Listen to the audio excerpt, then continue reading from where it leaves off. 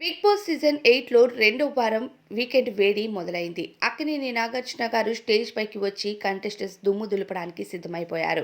అక్కినేని నాగార్జున గారు కంటెస్టెంట్స్ అందరిలో ముందుగా నిఖిల్‌తో మాట్లాడతా అని అంటారు. నిఖిల్, నువ్వు ఆడే ఆట చాలా బావుంది.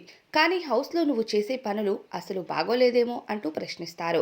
నువ్వు ఫిజికల్ టాస్క్‌లో నీ 100% ఇచ్చావు. హౌస్‌లో ఎంటర్‌టైన్‌మెంట్ చాలా బాగా చేశావు.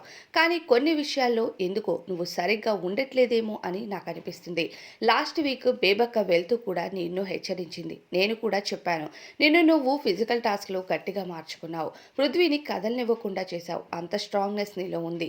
అలానే ప్రతి దానిలో బాగా ఆడి 2,75,000 వరకు గెలిచి ఫస్ట్ హైయెస్ట్ అమౌంట్‌లో నువ్వే ఉన్నావు.